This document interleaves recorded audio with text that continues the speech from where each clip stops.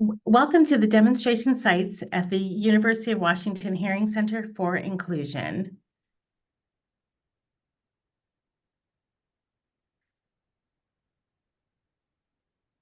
First, we would like to give some context to our partnership. The UW Hearing Center is contracted by OSPI and a member of the Inclusionary Practices Technical Assistance Network, or IPTN. The IPTN is an intentional collective of technical assistance and support providers working together in partnership with OSPI and WestEd to increase inclusionary practices across Washington State. Systems change occurs incrementally over time. That systems change can often feel not fast enough, with the urgency to ensure inclusive school experiences for all students, especially students farthest from educational justice, including students of color and students with disabilities. The Inclusionary Practices Project, or IPP, as some might have known, that began in 2019, has expanded to the Inclusionary Practices Technical Assistance Network, or again, IPTN. While many students with disabilities have benefited from Washington's increased investment in inclusionary practices, state data continue to show that some student groups are still disproportionately excluded from general education. Specifically, two groups of students continue to be systematically excluded, and those include students with intellectual and developmental disabilities and Black students eligible for special education services. Therefore, the IPTN is committed to addressing these inequities by explicitly targeting systems and practices that limit choice and opportunity for these student groups. To address, the IPTN is focusing on students with intellectual developmental disabilities, Black students who are eligible for special education services, and early learning in non-segregated settings, and reducing restraint and eliminating isolation. In our efforts here, and this is where our demonstration sites come in, the demonstration sites continue to focus on highlighting inclusionary practices through partnerships with districts and feature schools such as Dick Scobee that we'll hear about from today, who graciously share their journey and invite visitors for a transformational visit experience. We know it's one thing to be able to talk about it, but it's quite another thing to be able to go and see these practices in action. And although all of our demonstration site partners feature inclusionary practice, we have two categories of demonstration sites. The first is the continuation of our inclusionary practices, or IP, demonstration sites, and those include 10 districts with 11 sites. And then in spring of 2024, we were pleased to welcome districts and sites highlighting practices, inclusionary practices, and then also with that focus on reducing restraint and eliminating isolation, or our RREI demonstration sites. And we have 6 districts and 10 sites across those districts across our state. We want to share, like, each demonstration site is on their own journey. Thus, high leverage moves align to individual schools' cultures and practices. And for schools to have lasting impacts, district scale and sustainability are critical. We are eager to share with you the journey of Auburn School District and Dick Scobee Elementary School in Auburn, Washington. And at this time, it's my pleasure to turn it over to Patrick Mulick to introduce the Auburn team. Hello, everyone. So excited to be here today to share our story with you. I'm Patrick Mulick. I am the Director of Student Engagement here in the Auburn School District, a former preschool, middle school, and high school teacher. I'm joined by Dan St. Mary. He is our principal over at Dick Scobee Elementary, the school that we're going to be highlighting today. And then also with us is Deanna Tompkins. She is a program specialist here for the district, and it will share some just great information around wonderful things happening over at Dick Scobee Elementary. We're really excited to be here today. The Auburn School District, just a little bit of background, a little bit of context, is home to over 17,000 students. And it's an incredibly diverse community. About 12% of our students access special education services. We are the fastest growing school district in King County and have been for a while now. So 16 elementary schools, 4 middle schools, 3 high schools, and 1 alternative high school. And we have needs to build more because we are growing. but extremely diverse. 44% of our students live in multilingual households. 11% of our students are new to the United States within the past 2 years. And we have over 111 different languages spoken. So incredibly diverse community. And that's a very big shift from where Auburn was at 40 years ago, where it was predominantly white. So we have a huge focus in equity. Our mission in a culture of equity and excellence, we engage, educate, and empower each student for success beyond graduation. We have our foundations, our pillars related to our strategic plan. And if you were to go through this and really highlight which of these impact our practices related to restraint and isolation, it ends up looking like this. It's all of it. So many things impact how we properly support students, how we reduce opportunities for escalations, and how we support students in moments when they're struggling. From making sure that we have a welcoming environment, that staff feel equipped, families are engaged, that students and families have voice. Every part of it in some way touches our work around reducing restraint and eliminating isolation. Equity is at the center of our work, and our district is strongly focused on culturally responsive teaching practices. And this is work from Dr. Gary Howard, but we discuss this, we work with this every single day. So students are affirmed in their cultural connections, teachers are personally inviting, learning environments are physically and culturally inviting, students are reinforced for academic development, instructional changes are made to accommodate differences in learners, classroom is managed with firm, consistent, loving guidance, and interaction stresses collectivity as well as individuality. And above all that, we value relationships. Relationships precede learning. When students walk through the door every single day, we see them, every single one of them, with a number 1 right on their forehead. Each and every student is the most important person in the world. And those effective relationships need to be in place if we're going to be able to empower them and equip them for life and for learning. We've been on a journey ourselves in how we support students who have behavioral challenges, but also just in our inclusive practices. So if we look at our districts or our schools across our district, schools that have a full continuum of services into the 2015-16 school year, we had our non-categorical self-contained programs only in select buildings. And so only select buildings had a full continuum of services. And now it's in just about every one of our buildings. Where we're making sure that all students have a seat in their gen ed classrooms and that they can attend at their home school. And that's been a huge shift. The only reason why 2 of our schools, we have 1 elementary school and 1 high school that don't have that is the high school is our alternative high school. And the elementary school, we just don't have the numbers yet to be able to have that full continuum of services there at that building yet, but we're likely going to get there one day. But that's been a huge shift for us in how we've been supporting our students with disabilities. When we think about our inclusive practices, we don't see it as anything that's different than our behavior support. We feel like these when they're done well, they support each other.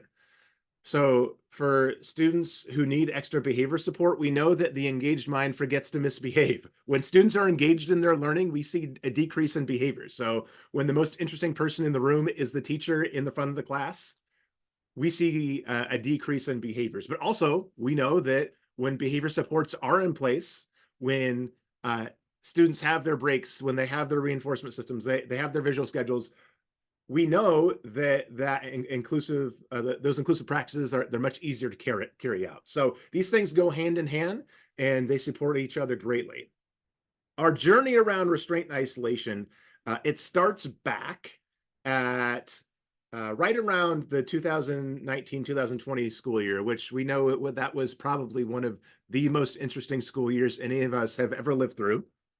But at the end of the 2019-20 school year, we looked at our data around restraint and isolation, and we realized we need to change something. This isn't right. You look at just our data alone for the 1920 school year, we had 344 incidences of isolation.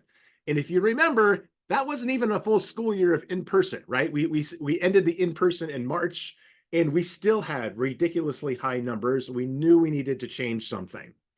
So at that year, looking at our numbers, our leadership moves that we made, we hired our first BCBA, which going around that time around the pandemic was a game changer. Having that high level of expertise in the district was very impactful. And we knew we needed to change. We committed to change. We started to have high level conversations around what could be done differently. And really a key turning point, I'll say, at least for myself, was in October of 2020. There was some PD done. Everything was virtual that time, but it was a virtual special education conference where OSBI provided some information around ways to navigate reducing restraint and isolation. And it was the first time that I heard a presentation on restraint and isolation where it wasn't a blame game. I have certainly sat in on many of those where we look at numbers at certain districts and say, oh my gosh, isn't that horrible? That needs to stop. But this was the first time that somewhat of a roadmap was given of how you might be able to lead your way out of using restraint and isolation so much. And it really shifted some of my thinking and what we could do differently. And it set us on a different trajectory. And so our numbers for the 2020-21 school year, they were lower because nothing reduces restraint and isolation more than not having kids show up at school. So we had very limited access to students in person that year, so our numbers were low. But we knew we needed to change. So that year, right, when we're working through all the things, one of the many things that we did, we pulled together a restraint and isolation steering committee. We knew that this is changing our practice, that's not something that we could do alone as administrators. That takes the entire system, that takes the entire district. And we wanted to get that perspective of people who are working on the front lines in a variety of different places. And part of that work, we pulled together a steering committee, and we looked into different trainings that were out there around de-escalation. We had been using one company for a long time, and we wanted to look into what else was available. So the Restraint and Isolation Steering Committee, it was made up of 6 central office administrators, 8 building administrators, a school psychologist, a BCBA, a paraeducator, a behavior intervention specialist, 2 gen ed teachers, and 2 special education teachers. And when we met, it wasn't anything over the top amazing, right? It was all virtual. You remember this? Yeah, back in the day, this is how we existed. But we really had some great conversations around what impacts how we support students, why restraint and isolation might be used more than it should, where are our holes, where's our gaps. And ultimately, these are the recommendations after meeting for a year and a half. This is where the steering committee landed with its recommendations.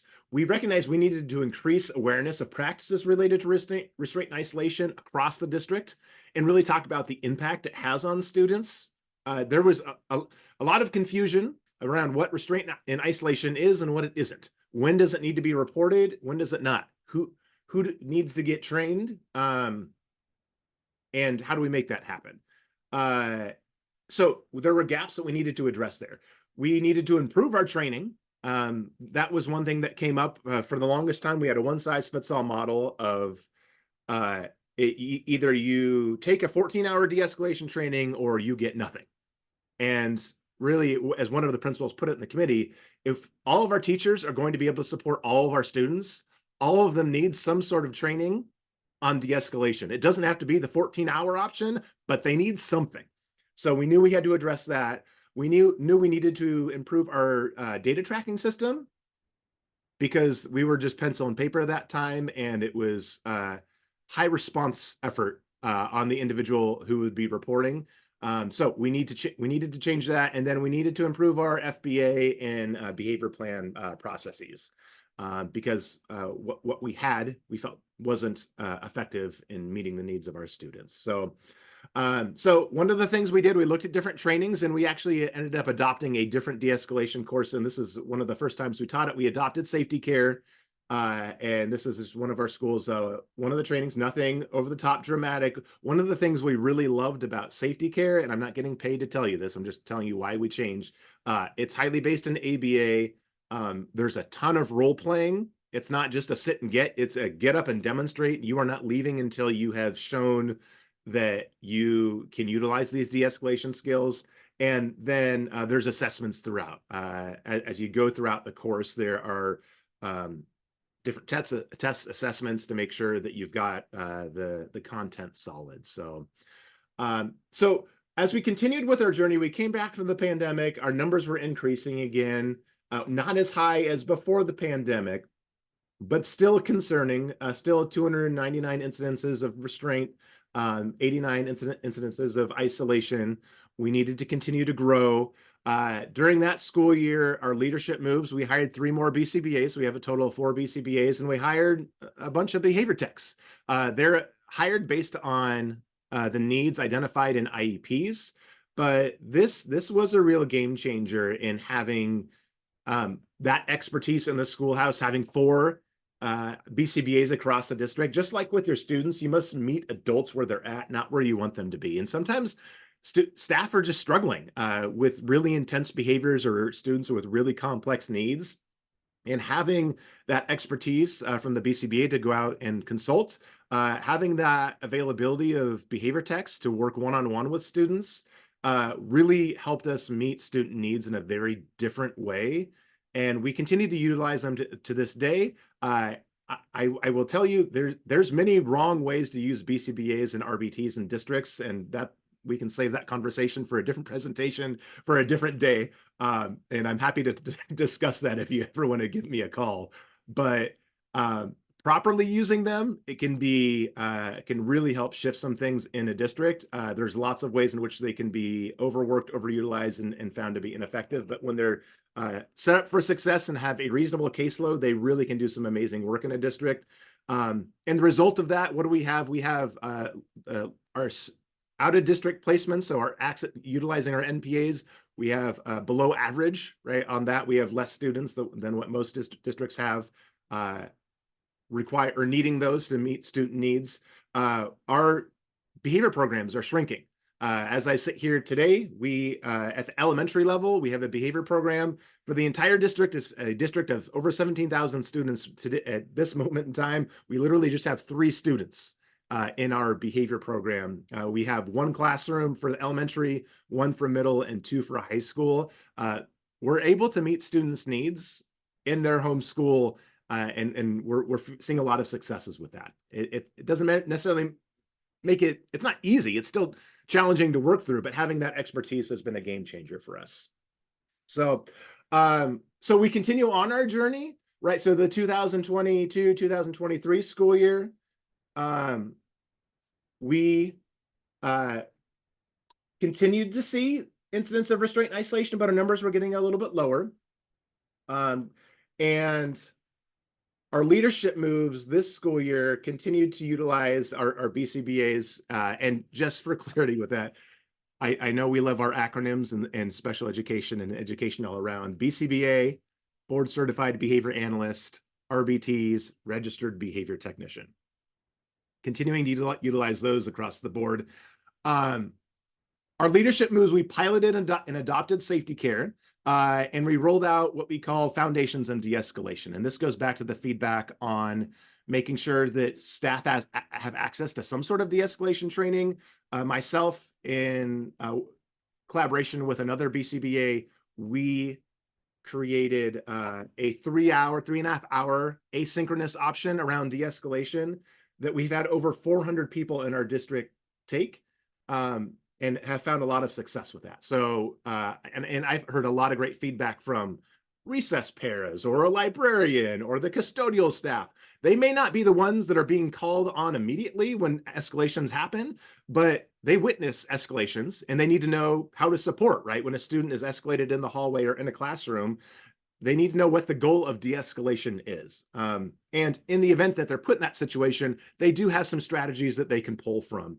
Also, it's helpful because sometimes we hire staff in the middle of the year and we don't have our next safety care course till 2 months from now, but we can at least say, well, here's this option you can take right now to at least give you something to tide you over. So we've seen a lot of success with that. The course itself is based off of this book. This is, in my mind, like the Bible of de-escalation. So if you don't have access to this book, I would recommend getting it, and I don't get paid for telling you that, but managing the cycle of acting out behavior in the classroom, it maps out the escalation cycle, shares what the escalation stages are and how you can support at each level, and then really has a strong focus on prevention. The best way to support is a behavior is to not let it come up in the first place. So that was a very effective and continues to be a strength and a support for our staff. Our leadership moves going into the 23-24 school year. We really committed on heavy communication across the district around restraint and isolation. And this is going to our principals, going to our teachers, going to our paraeducators. What is restraint? What is it not? How do we document it? Where does that go? Who needs to be trained? And how do we make sure those people are getting trained, because it's a requirement of their job, and really quoting state law, what needs to be in place. So we had a heavy push on communicating that out so everyone in the system was aware. We made sure that proper training to all was put out there for those who require it. So making sure that our teachers, our administrators, our security officers, right, they had never received formal de-escalation training. We did specific training just for them. Our paraeducators, we made sure everyone got trained, and then we rolled out our new data tracking system, which was much more user-friendly, both on the side of our staff on the front lines, but then on the administrative side, how it's collected, how we can evaluate it, give feedback. All of it has been a game changer for us. So all that said, so our data looking at this last school year, it actually went up a little bit. And I'm going to tell you, I'm okay with that. And this is why we previously had people who didn't know what restraint was and didn't know to document it when it took place. And so when you spread that across the board, the information around what is restraint and isolation, what is it not, how do we track it, how do we document it, you're going to have schools, you're going to have situations where people are now reporting it when they previously didn't report it. So your numbers are going to go up when you make that strong push. That's not surprising, but I will tell you what I find encouraging is that when we looked at our data for this past school year, the number of people that were reporting just in general increased, but the number of reports that were coming in from specific schools or individuals, right, were less. And so it was a sign that we were increasing that awareness, but in actuality, our numbers, well, we were improving our practice. It wasn't happening as much. We were just getting better at documenting. So I think that's a part of the process, is making sure that messaging is out there. So we continue to be on our journey as we sit here. We're recording this on the end of our first month of school, and I'm so excited because as I sit here right now, and I have the data right here on my screen, I can look at it because it comes in live to me. We have one incident of isolation for the first month of school, and that for the entire district, and that's just super exciting. I'm super excited about where we're going. We have a long way to grow. We have a long way to go, but we know we're no longer at the beginning, and we're excited to share how we've got to where we're at right now. So we're going to highlight one of our schools, Scobee Elementary, and I'm actually going to pass it over to Deanna Tompkins and Dan St. Mary, and they're going to share their story of the specific work, what it's looked like in their building. Thank you, Patrick. My name is Dan St. Mary. I'm the principal at Scobee Elementary School in Auburn, and we just heard a great overview of the journey and some of the great inclusionary work that's happening in Auburn, specifically the work around reduction of restraint and isolation at the district level. So for the next few minutes, Deanna and I will share with you the journey that Scobee has been on. over the last several years. So you hear from both of us. Some of the things that really are pivotal in our journey, our inclusive journey, our journey to reduce restraint and isolation, are listed here on this slide here. So it really, you'll hear us tie in some of our equity work, right, to our inclusive work, which ultimately has led to some of our focus on reducing restraint and isolation. So how are we culture responsive in our pedagogy and our culture and our approach? On our inclusive journey, there has been a real heavy focus on the social and emotional side.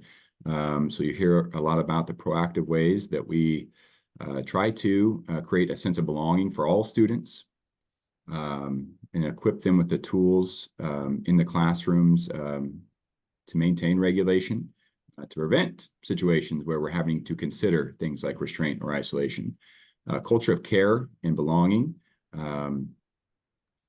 The belonging piece is a huge part of our culture here at Scobee with our staff and with our students. To oversimplify things, say when kids know they belong on campus, in a school building, in a classroom, you really can prevent a lot of situations in which you may experience complex behaviors. So we believe heavily in that. Co-teaching and co-planning have been an instrumental piece, and Deanna actually has led a lot of that work here at Scobee. We have several co-teaching relationships that happen with some of our case managers and our classroom teachers. And with that, collaboration and communication across all of our different programs at Scobee. Go next slide there, please. This visual is hanging in the hallway of Scobee Elementary. It's guided our work for the last 8 or 9 years. The roots of the tree are the 7 exceptional systems: culture of universal achievement, collaboration, SEL, standards alignment, assessment, data management, and interventions. And these are the foundations of our work as we continue to grow in our efforts to create an equitable and inclusive school for all our students and staff, including our students who are multilingual and students with complex needs.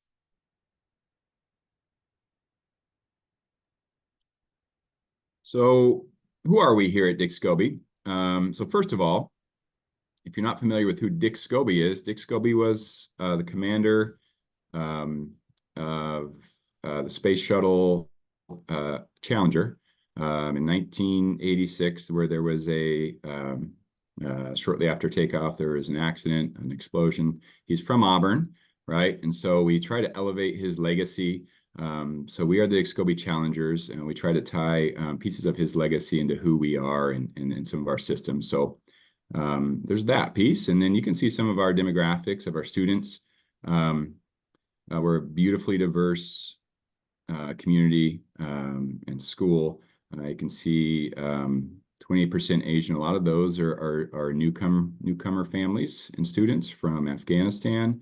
20% Hispanic, 15% Black, 19% white. We got our 2 or more races, our Native Hawaiians. We are a beautifully diverse school, racially, culturally. You can see we're just under half multilingual learners, right? 81% low income, 16% students with disabilities. Our total enrollment, I don't think, oh, we have it right. Yep, right there. It's hiding behind my my visual there. 669 as of yesterday. The journey that Scobee has been on as we've moved in this inclusive work. There's also been some very real just enrollment challenges where and site-based challenges. 4 years ago, Scobee Elementary School was rebuilt. And so there was a full school year when there was an alternative off-site location where we had to bus students across town to what had previously been a middle school, while the new building was replaced on our current site. Brought them back the next year, opened a beautiful new building, and then enrollment spiked to almost 900 because of some growth in the area. And now with some boundary changes, we're back down to a more manageable number, I would say, 669 And so those are things that impacted our journey along the way. You can see we have about 100 staff members. We have a beautifully diverse staff, racially and culturally, which lends itself very powerfully into some of our equity work and our inclusive work.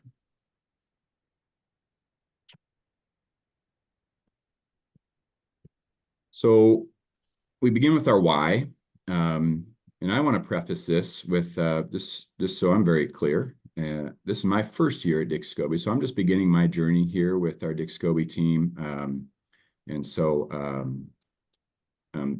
the power in that is that I come in with a fresh perspective in identifying what is our why, what is our culture, what is our systems and practices in place, and that's the work I'm currently doing. And some of them, many of them, very obvious to me as I transition into Scobee. What I've identified as some of our whys for our inclusive work are listed right here across the top in our blue banner.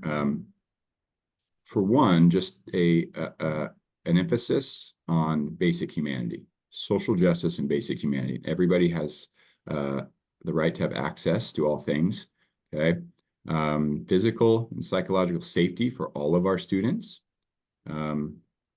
Right there in the center, that culture of belonging, that's one, like I mentioned before, we will continue to elevate. When you can create that with all of your students, it lends itself to some really powerful opportunities for students, for all students.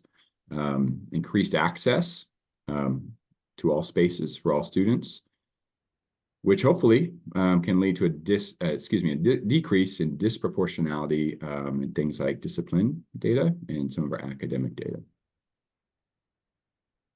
Deanna, you want to? Yeah. Sorry, can we go back to that last slide? Back, Patrick. Thank you.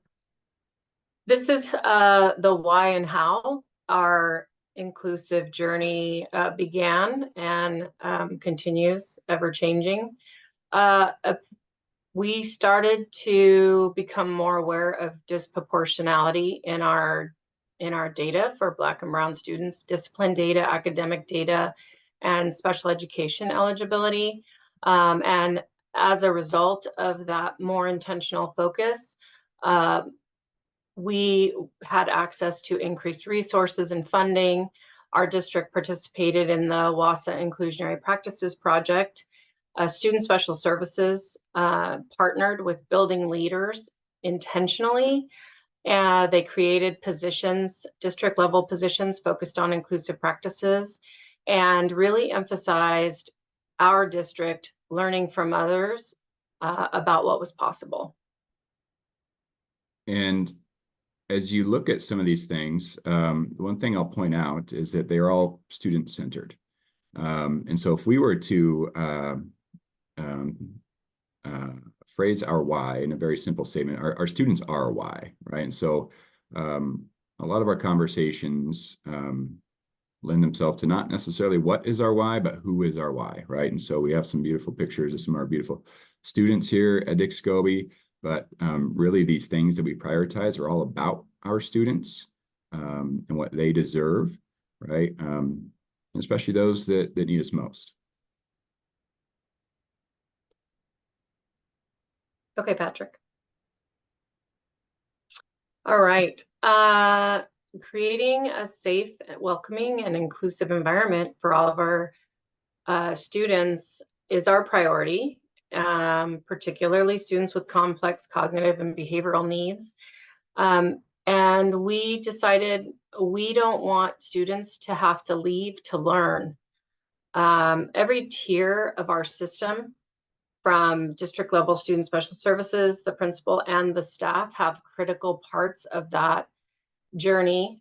At the district level, student special services worked to get students with disabilities included on our gen ed rosters, which didn't used to be the case.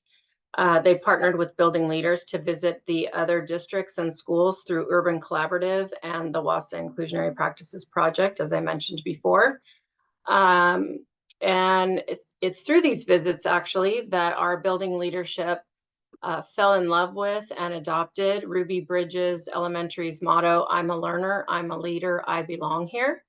And And it's also through these visits that Dick Scobee Elementary was inspired to create flex spaces, sensory rooms, and to normalize core boards as communication tools throughout the building. Student Special Services also hosted district viewing of Paper Tigers and Intelligent Lives, and they created these positions to support the implementation of inclusive practices. And all of these things were kind of happening simultaneously, probably about 7, 8, 9 years ago, that kind of created a groundswell in our district. And at Dick Scobee Elementary, we decided it was our priority, that this was the work that we were meant to do. The principal, of course, is very important in the vision casting, probably the most important, and in creating shared leadership and shared ownership of the work with the staff. Probably the most important thing is prioritizing inclusive practices with their messaging, with their time, and with their money. And that's really how Dick Scobee has had the impact that they've had in changing their model. And then, of course, our staff are the people that are actually implementing and engaging with kids every day.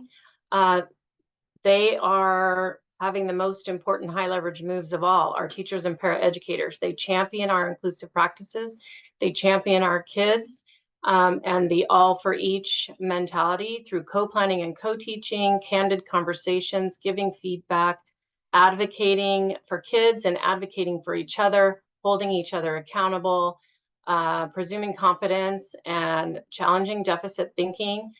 And most importantly, they continue to participate and engage in the work and show up for each other and our students, because sometimes it's really messy and really challenging. So this work wouldn't happen if all of these tiers weren't communicating and working together to make these things happen.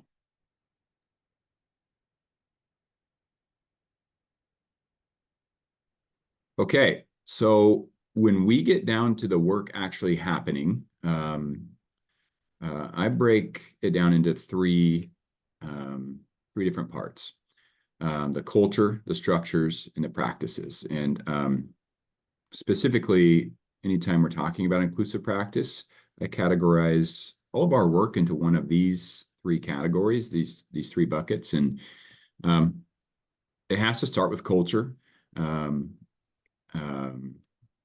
There's a saying I've heard that culture eats practice for breakfast, and I truly do believe it. If you do not have the aligned culture within your team, within your staff, within your community, your structures and practices will minimally be impactful.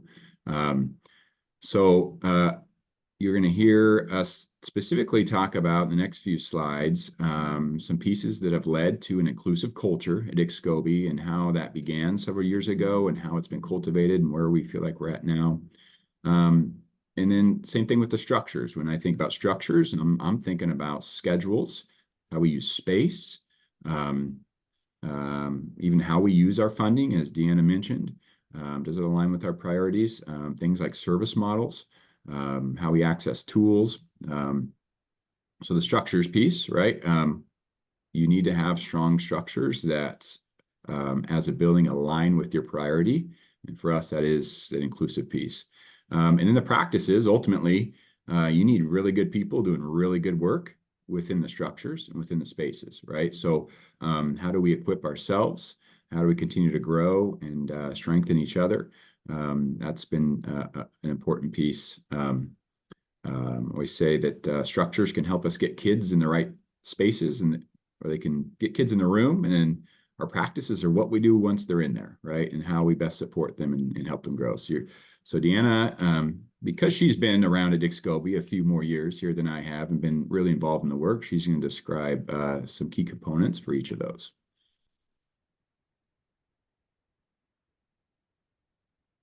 All right, we have worked diligently to foster an adult culture that recognizes the value of and upholds a learning environment where every student is seen and valued.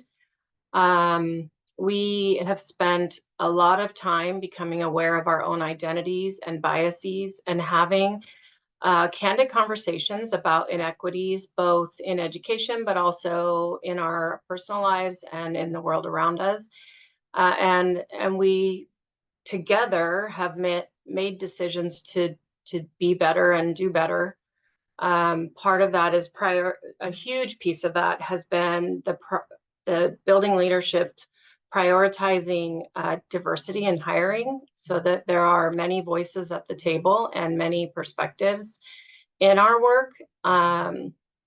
We have taken whole groups of teachers to some of the demo sites through the IPP project. I know it's called something else now, I'm sorry. To help teachers see the vision, see the possibility, to be inspired, which had a huge impact on Dick Scobee's adult culture. And then we spend some time celebrating, like talking about our whys, celebrating our efforts, and celebrating the outcomes. So they share the ownership, they persevere, they spend time together. So that's a huge piece in continuing the work, because like I said, the work is challenging and not all the decisions we make are successful, not all the things we try are successful. So this culture of we're in this together is a huge piece of the work that we're doing.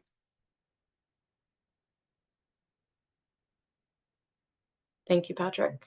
Some of the structures that we've put in place over the last few years, definitely Dan mentioned inclusive scheduling and building a flexible service model, keeping students with disabilities in mind from the start, so that all kids are included in all things. We have created opportunities for our programs to collaborate and work together, our ML, title, and special ed departments, rather than working in silos, to better meet the needs of all kids. We've provided release time for coaching and peer observations and professional development, especially around Tier 1 behavior supports, de-escalation strategies, safe classrooms, etc. And these are just some pictures of our sensory rooms that we have in place, where we've made intentional decisions about what kids need and how we need to provide the space for them. So these are 2 of our sensory rooms where kids can have scheduled breaks. And then there's also a picture of a calm down corner, because every one of our classrooms has a calm down corner and sensory bins that teachers can use to help students regulate in the classroom. Oh, and there's one more thing I'd like to add real quick. You don't have to go back, Patrick. Okay. One thing that we've really worked on is communication, because time is so limited and it's hard for people to collaborate, is we're constantly trying to get better at communicating. And so we've created some really great systems that people can access each other through the computer.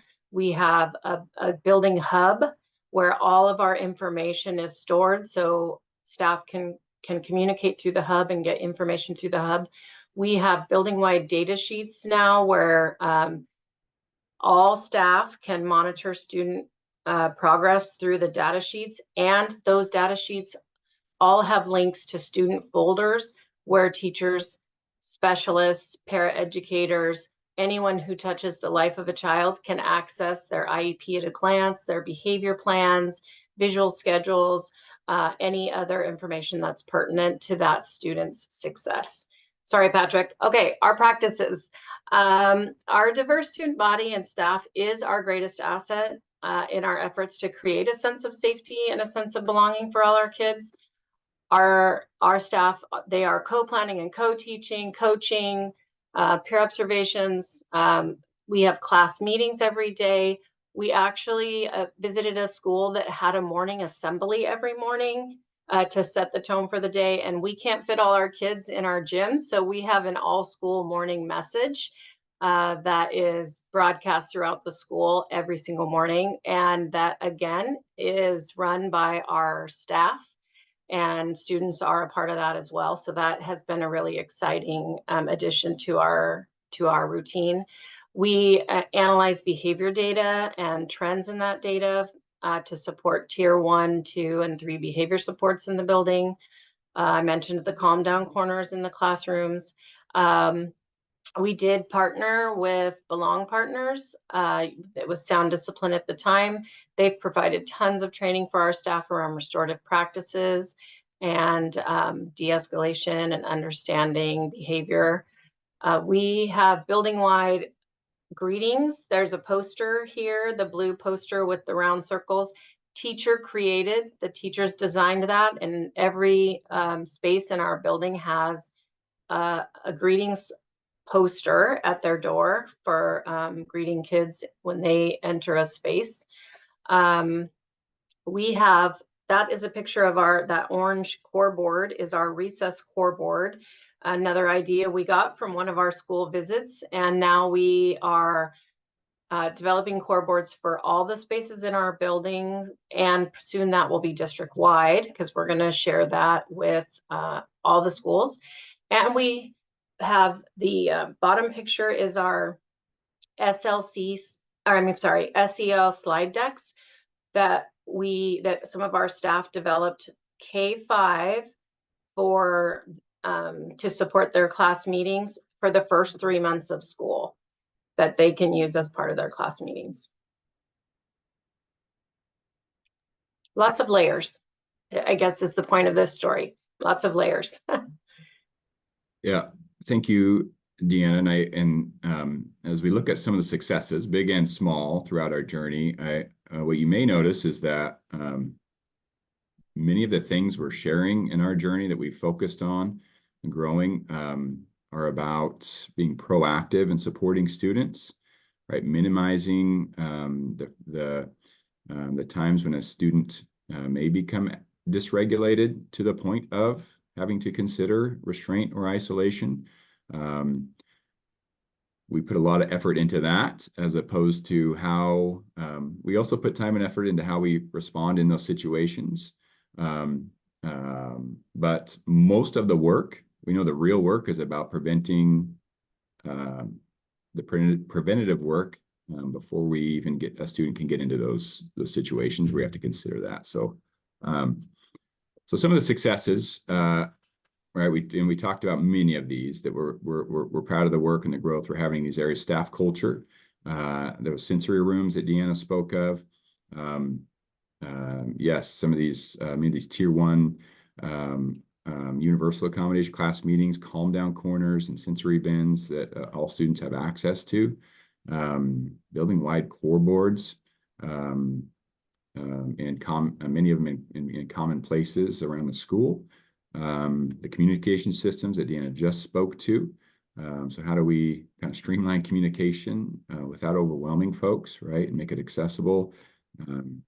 Students returning successfully from segregated programs or not being considered for segregated programs. So kind of a shift in the way I would describe that is defaulting to gen ed, if you will, right? So defaulting, starting there, and assuming a student can do it in gen ed as opposed to the alternative. The work is not without challenges, okay? So very transparently, we are far from perfect at Scobee, and we are proud to be part of this project and partner with University of Washington in the state. We'll be very frank, we are not perfect. We've got a lot of work to do. We feel like we're pointed in the right direction, and it's the right work. But as you all know, it's very hard work, and yeah, we're still figuring a lot of things out. Some of the challenges in particular, collaboration time, right? So anytime we've got cross-program partnerships and co-teaching, and we want to make sure that case managers and classroom teachers are working together and on the same page. That takes time for them to collaborate. So how to do that is always a challenge with time. Deficit thinking, we've made great growth in that. We want to continue to to build on that, thinking about the assets that a student has and their strength-based mindset. So still growing, and especially as we have staff turnover, just like everywhere. So how do you onboard people within the culture that we have here? Analyzing and addressing behavior as communication and or a lagging skill, right? So again, that approach that there's communication happening, right? What is it? How do we support it? Behavior plan implementation consistently, being calibrated in that. Again, sustaining that culture and structures practice, all the things, especially with new leadership coming in. New principal leadership is impactful on a school and a staff. There's research out there that will tell you that it can have a negative impact for several years, right? Until leadership establishes itself. And so right now, one of the focuses is how do we minimize that? We can't afford that for our students, right? So gaining clarity with each other as quickly as we can, and sustaining the great work that's happening here is a priority. Continuing to build that knowledge and skills.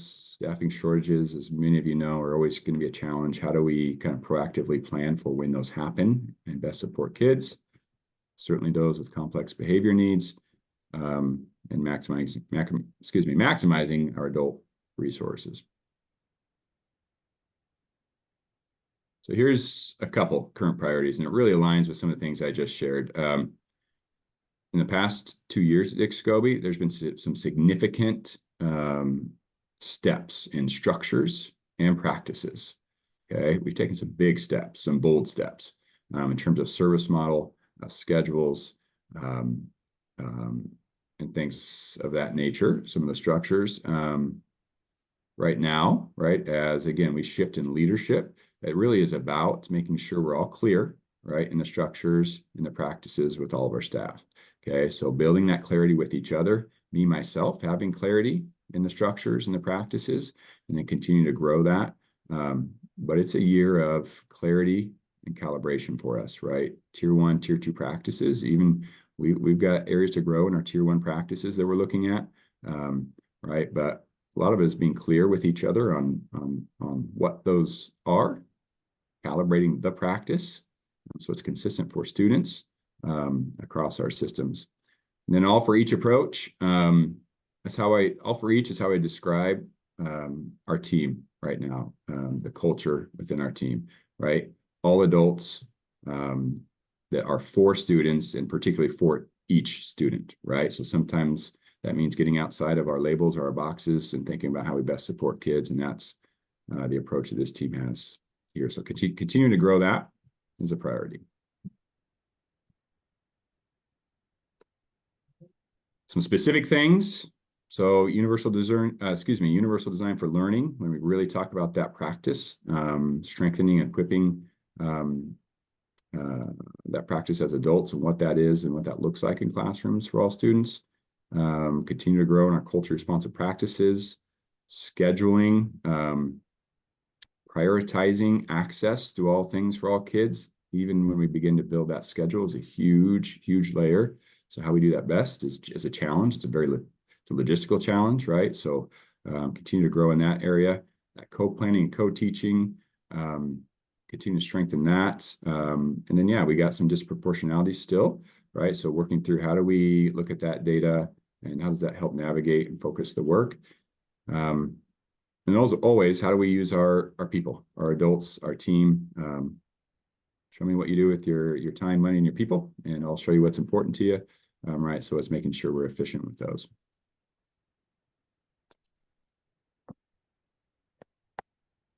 Oh, thank you. I'm just so grateful on behalf of the UW Hearing Center, our demonstration site project. So grateful to Auburn School District and Scobee Elementary School for sharing their journey and opening their doors to visitors. I think what really resonated to me is that piece of, again, like student-centered why, like all the things, and coming back to that that student focus there too. And yes, and at this time, we like to say to learn more about Auburn School District and Dick's Scobee, you can go ahead and check out their webpage. And yes, on the next slide has a link for their school district page, their elementary school page, which is also includes a lot of artifacts that we have, tip sheets and other school recordings. So yes, please do check that out.